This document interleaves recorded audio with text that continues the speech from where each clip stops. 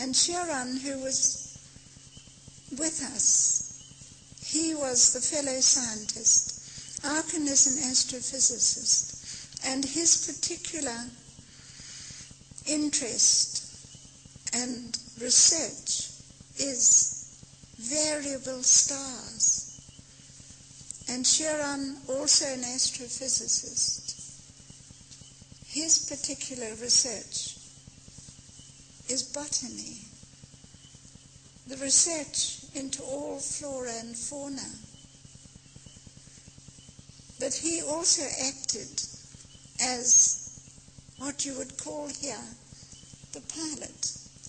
And all he did was to tune in to the home planet Meton in the star system of Proxima. And we just went. And it seemed just a few minutes I was sitting there. I closed my eyes and visualized the starship moving through space as she used the matrix and the electromagnetic wavelength of space. And I became a part of her. You have to. As you're a part of the earth, you have the atmosphere to protect you. You are a part of earth, which is also a living, beautiful creature. Earth is living. And every now and again, she gets annoyed with all the creatures on her surface, and she shakes them off with an earthquake or a volcanic eruption. And now and again a volcano will blow its top, and that's how Earth reacts, definitely, to the masses of humanity over her surface. And when you look down there onto Earth and you see these masses of people down there, you wonder how she can bear much longer with it. Anyway, you become one with her, as you do with the spaceship, and you understand exactly how she moves from one star system to another. And it is all done through the mind. Through Sharon's mind, he tunes in to the home planet. And it was just a few minutes that I opened my eyes, and Arkin said to me, "Watch the viewing lens." And there, as we approached this beautiful star system, it's a triplet system. There are two large components, which is known as Alpha Centauri. And further away is the smaller component, the smaller star, which is Proxima Centauri. And in orbit around the star are 7 planets. And all these 7 planets are occupied, are taken over by this great civilization. And they live in beauty with nature. There are no cities. There are no roads. There are no railway lines. There's nothing like that to break up the beauty of the country. Everything is perfectly natural and beautiful. You see, they use smaller circular craft for atmospheric flight to get from one place to another. And these use the same power system, which is anti-gravity, which is a frequency of light. And they're no bigger than some of your big cars and can seat 5 people comfortably as you go from one point on the planet to another and over the vast seas, because the whole planet is covered with vast seas. There are no continents, there are islands, beautiful large islands that dot the seas.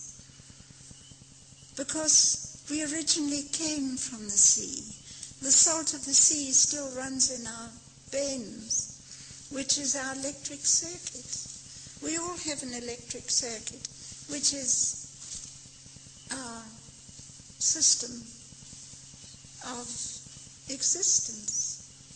And that is how healing is done, purely through electricity.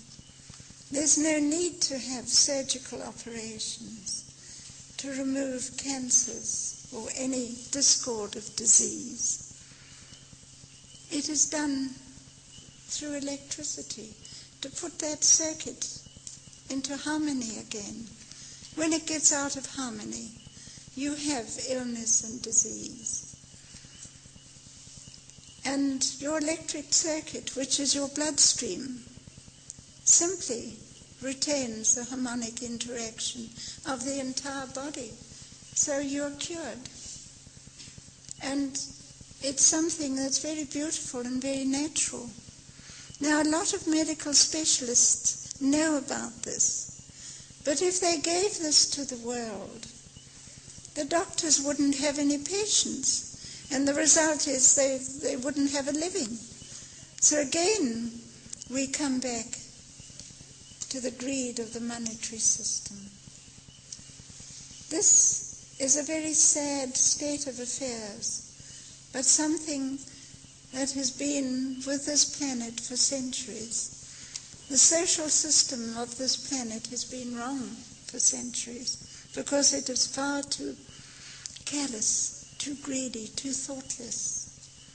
But that will gradually change through the example set by Arkan's great civilization, who live in love and harmony, tolerance, understanding. And they wouldn't dream of interfering with us, because we have to, majority of us, have to learn through dire experience. And this really does happen. I would like to ask you, because this is such a vast subject, I could go on talking to you until midnight about it. It's so vast.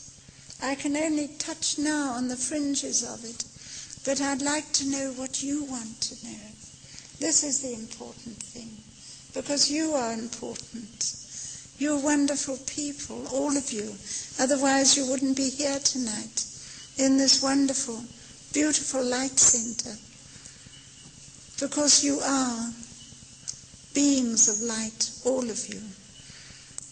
And God is light, and light is God. And this is the truth of the universe. And you're a part of it. Please tell me what you would like to know. 35 years. In fact, ever since I was a child, I can say, give it more definite emphasis is, ever since I was a child, I knew. Because this, I feel, is certainly not my home planet.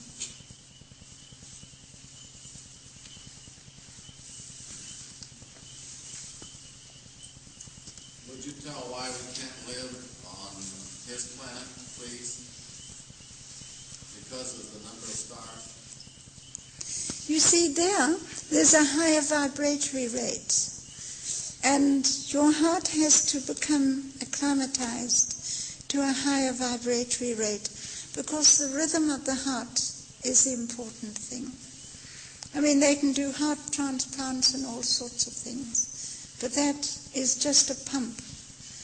The rhythm is the important thing, because this is the physics of entire being, of the entire life of a being. And this is all in the electromagnetic wavelength again, which brings us back to electricity.